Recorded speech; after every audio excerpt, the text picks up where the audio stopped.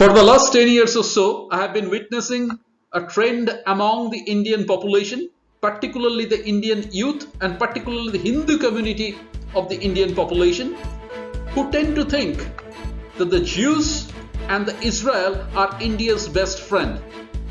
This is completely ridiculous. This is an utter nonsense. Judaism has got nothing to do with the Sanatan Dharma and the Sanatan Dharmic principles. In fact, Judaism is in stark contrast with the Sanatan Dharma and its Dharmic principles. Judaism was created by subverting, distorting and perverting the Sanatan Dharma and its Dharmic principles. Jews, for that matter, are not the friends of India. They are, in fact, the hardcore enemies of Sanatan Dharma, Sanatan Bharat and its people. Let me tell you that Judaism happens to be the first among the Semitic religions. Judaism actually is a trendsetter. Judaism actually challenged the very fundamental core objective or beliefs of the Sanatan Dharma and nothing else. Have you ever tried to understand who are the CEOs and the owners of the companies such as East India Company or the British East India Company for that matter? They're all Jewish bankers based out of England or for that matter Netherlands. East India Company or the British East India Company was in fact an offshoot organization of Anglo-Dutch banking hegemony. And Anglo-Dutch banking hegemony was owned by the Jewish bankers and no one else. It is this organization which actually ended up enslaving us and colonizing us. They were chiefly responsible for the plundering of India's resources and destruction of its culture and civilization. Try to understand this. In this video, I have explained several different aspects in which I have shown that Judaism actually originated through the subversion or the distortion of the Sanatan Dharma itself. 3102 before Christ, on the intervening night of the 17th and 18th February, Kaliyuga descended on this planet. Kaliyuga started formally. 3102 before Christ, 17th February is a very important date for the entire human civilization. On that very day, 17th February 3102 before Christ, Sri Krishna, Lord Sri Krishna left his mortal remains at Valkatit in present-day Gujarat. On the intervening night of the 17th and 18th February, Kaliyuga descended. However, it took little over 500 years for this Kaliyuga to spread its tentacles. In order to understand the very fact that the current Kaliyuga essentially is a Jew's world order, we need to take a hard relook at the epic Mahabharata. Mahabharata portrays the character called Shakuni. Although this particular person called Shakuni actually existed during the time of Mahabharata, but still then, this particular character has got a tremendous symbolical importance as well. This particular character called Shakuni actually symbolizes the deceitful masters of this current Kaliyuga, and they are none other than the Jews. That is, through this particular character called Shakuni, Vyasdeva tried to enlighten the people of the Kaliyuga about the impending danger of these deceitful masters of this current Kaliyuga. Kaliyuga essentially is a Jew's world order, and Shakuni character actually symbolizes the typical nature of the Judaic ideology and nothing else. Naturally, question comes, what does this character called Shakuni really represent? Well, Shakuni is a wicked person. He is deceitful. Shakuni trusts deceit more than valor. He wanted to kill the Pandavas along with their elderly mother by burning them alive when they were vacationing at Varanavat, which is today's Vakpat in Uttar Pradesh. So Shakuni wanted to avoid an outright full-scale war by burning the Pandavas alive along with their elderly mother. That is, Shakuni would go to any extent in order to satisfy or fulfill his own selfish interest. He doesn't have any ethics. He doesn't have any sense of morality. He understands his own purpose only, and in order to fulfill his own objectives, his own selfish interest, he can go to any extent. Shakuni wages psychological warfare. Shakuni packs his army with Maharathis and Atirathis and expands his army strength in order to psychologically wage a war against the Pandavas. He wants to deter the Pandavas from waging a full-scale war. And finally, when the Pandavas were ready to fight a war, he lost the war.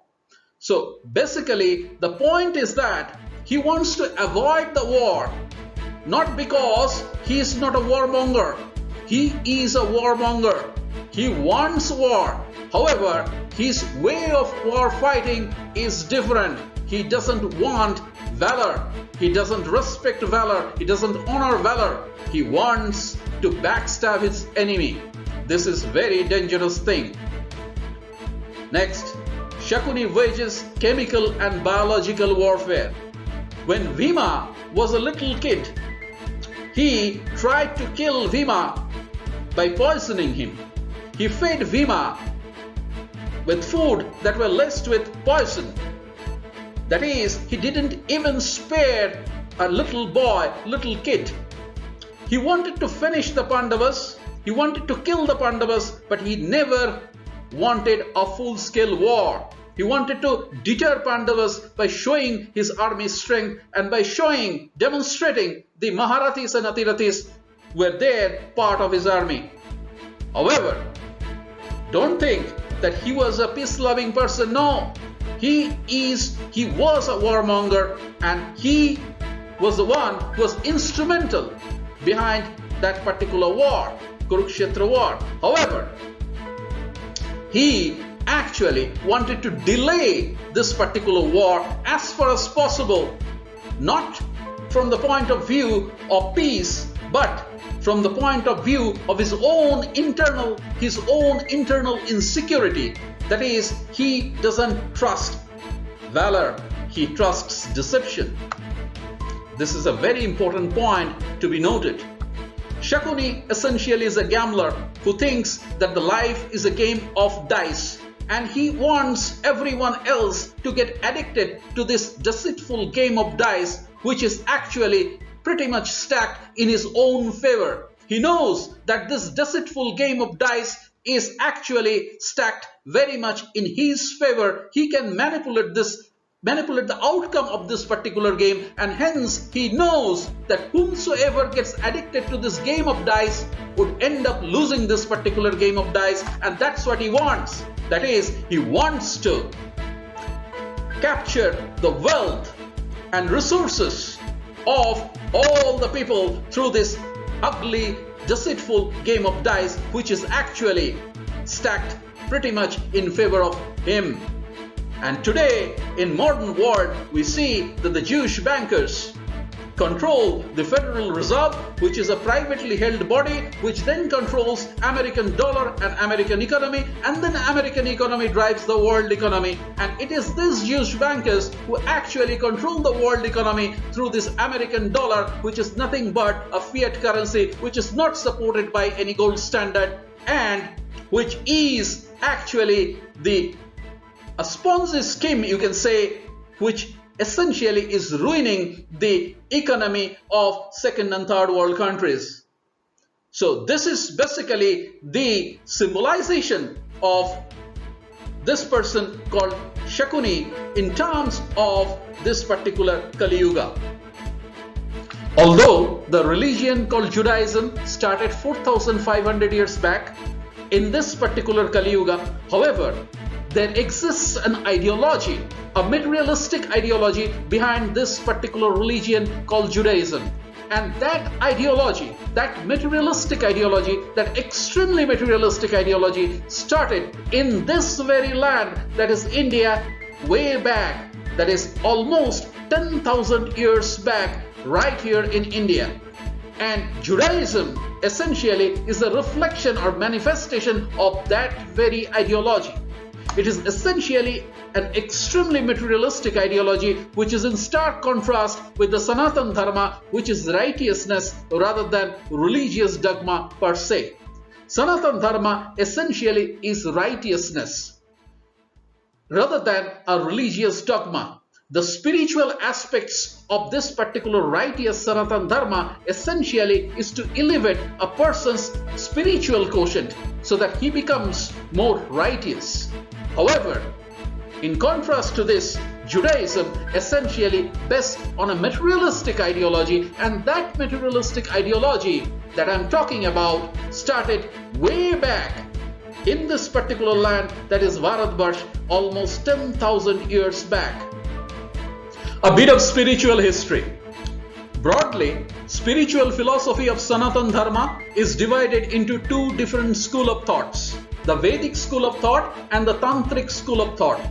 Both aims moksha or salvation as its ultimate secret or ultimate sacred goal. Lord Shiva preached Tantra, but in doing so, while preaching this finer aspects of Tantra, he actually explained the interaction of the self. By self, we mean our real identity, which is our Atma, then the concept of this Pancha Prana, then the concept of our Sharira, then again Sthula, Sukshma and Karan Sharira, and the materialistic world and the whole cosmos. So Lord Shiva actually preached Tantra, but while preaching Tantra, he actually explained or opened the mysteries of the interaction that exists between our inner self, the whole material world and the cosmos. For larger cross-section of Munis and Rishis, attainment of moksha was the only aim. They could persuade one of the two different school of thoughts, Vedic school of thought or Tantric school of thought. However, this is not the case with a select group of Munis and Rishis that we are going to see next. For the larger cross-section of the Indian Munis and Rishis, attainment of moksha was their ultimate sacred goal.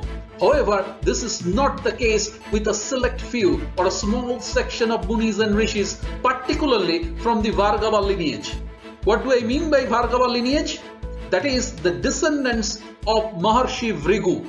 Maharshi Vrigu's descendants and their disciples as well were known as collectively Bhargavas. Just like Maharaj Raghu's descendants were known as Raghavs and Pandu's descendants were known as Pandavas.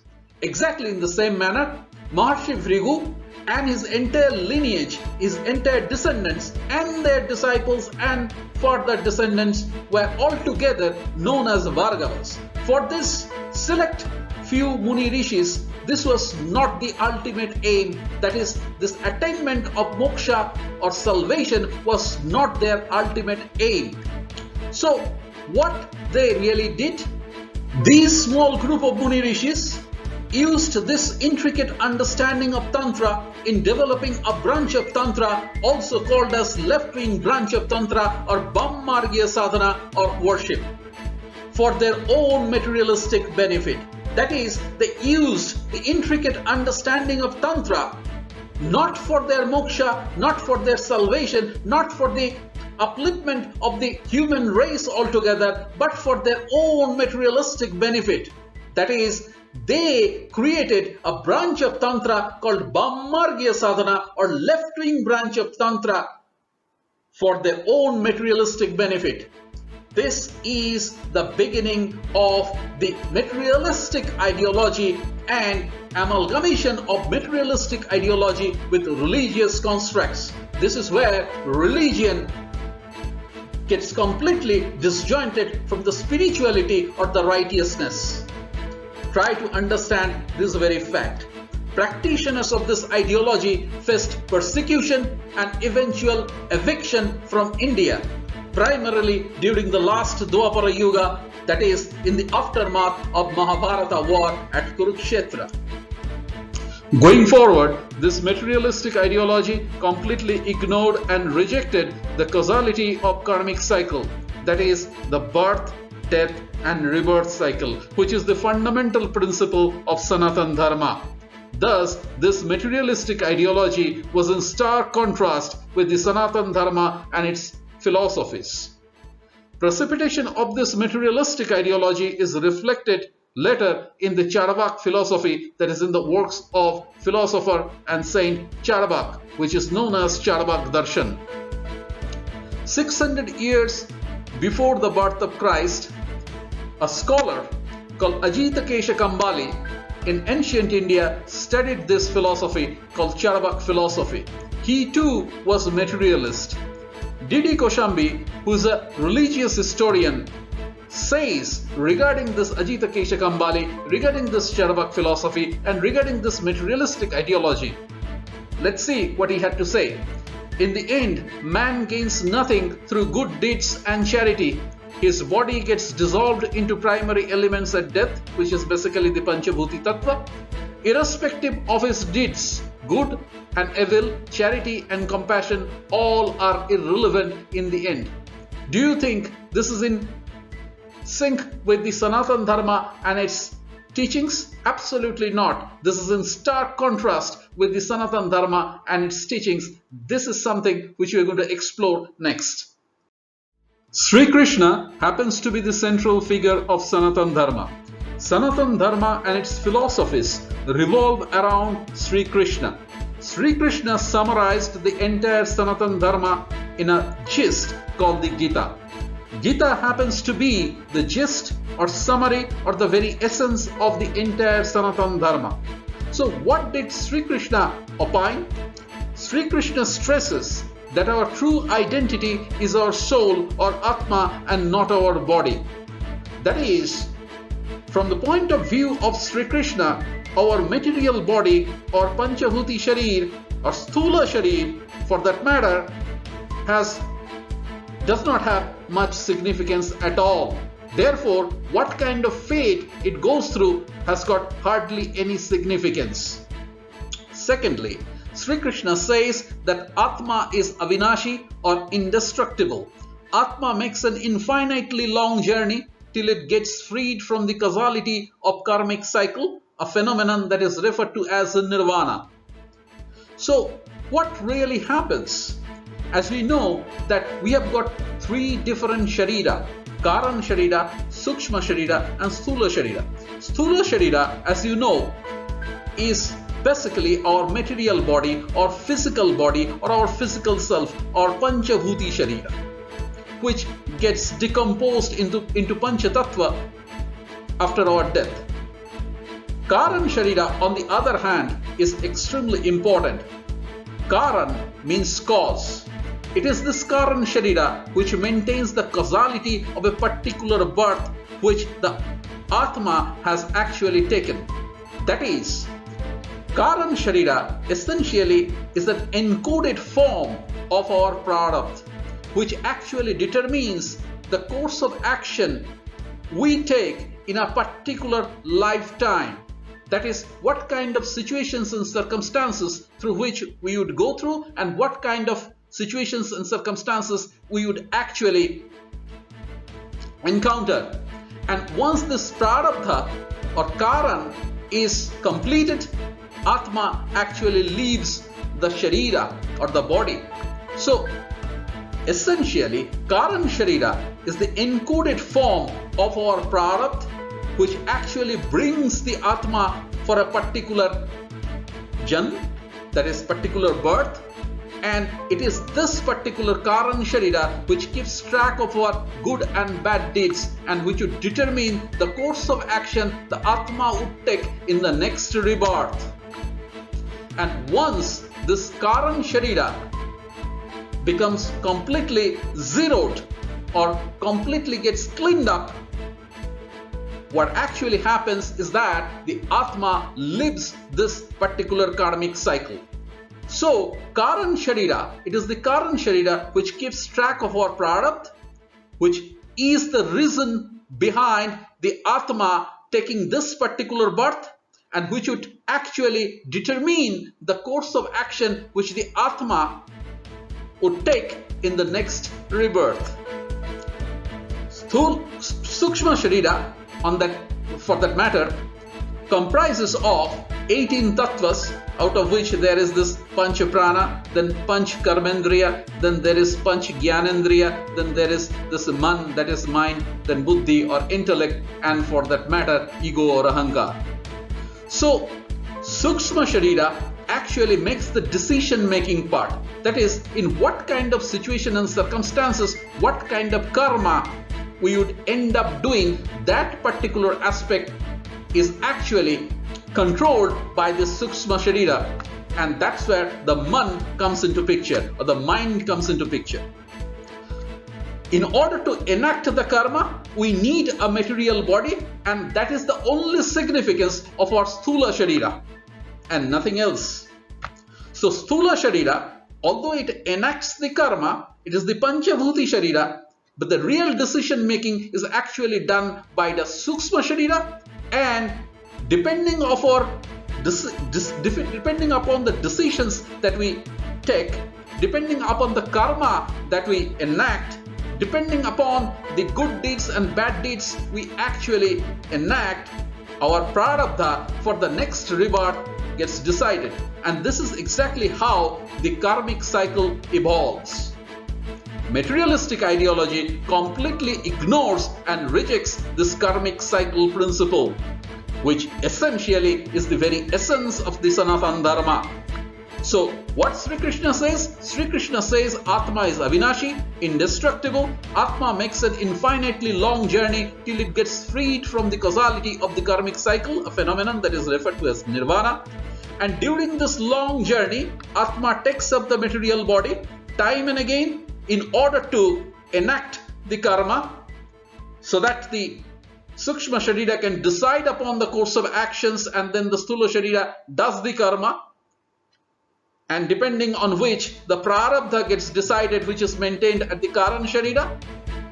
And at the end of a particular life, Atma leaves behind the material body, goes ahead, and probably it would take another rebirth depending upon the prarabdha, or for that matter, it would actually get the nirvana if it has already fulfilled the causality of the karmic cycle.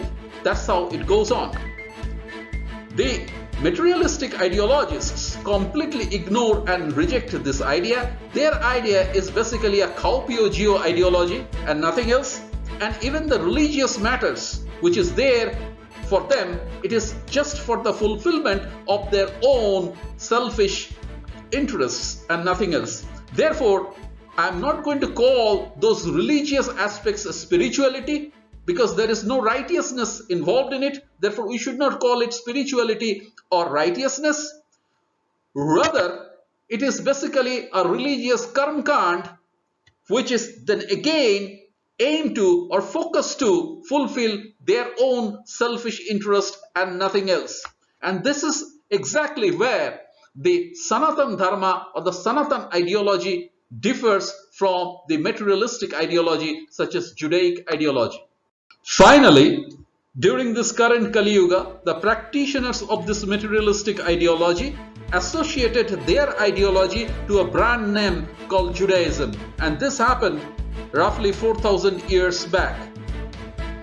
Since then, these people have been waging an asymmetric warfare or anti-symmetric form of warfare or hybrid warfare against Sanatana Dharma and against Sanatana Bharat. Why? Answer is very simple. These people, or the followers of this particular materialistic ideology, were actually persecuted and evicted from ancient India at the final phase of the last Dwapara Yuga, that is, in the aftermath of the Kurukshetra war. And let me tell you that it is the youngest among the 5 Pandava brothers, that is Sahadeva, who actually led this particular movement against this materialistic ideologists. They were expelled from India, they were evicted from India, and they went to a place called Khazar, which is in between Caspian Sea on right and Black Sea on left, a region called Khazar, and another branch went to Asia Minor, and from there they reached a place or land called Israel, which at that point of time was known as Canaan. And Canaanites were the actual residents of that particular land. And these Canaanites, and particularly the Jebusite tribes or clan within these Canaanites, are present-day Palestinians who are the real owner of that particular land. And today's Palestinians are nothing but the descendants of Canaanite Jebusites and Israelites.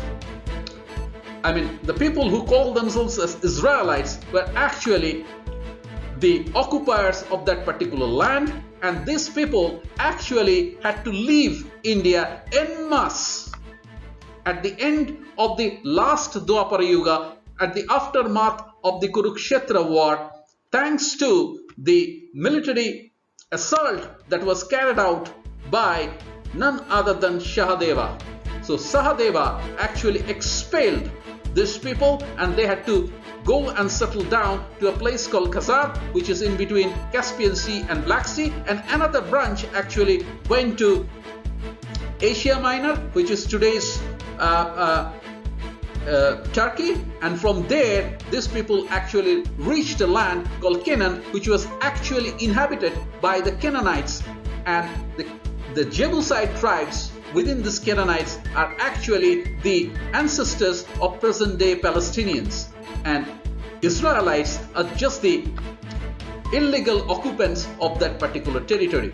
Try to understand this very clearly and carefully. Please understand that Jews do not forget and Jews do not forgive.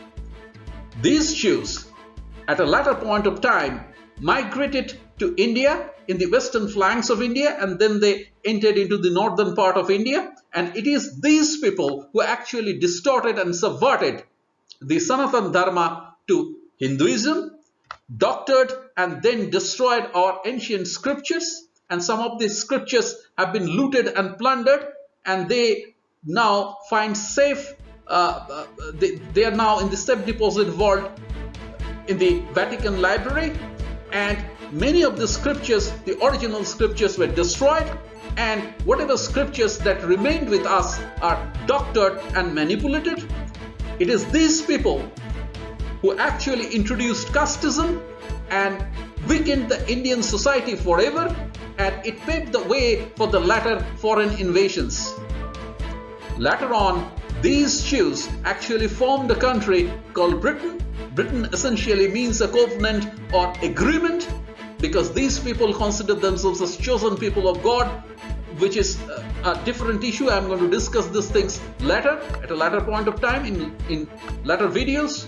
And they enslaved India and kept India enslaved for 200 years and colonized India and plundered and destroyed its resources.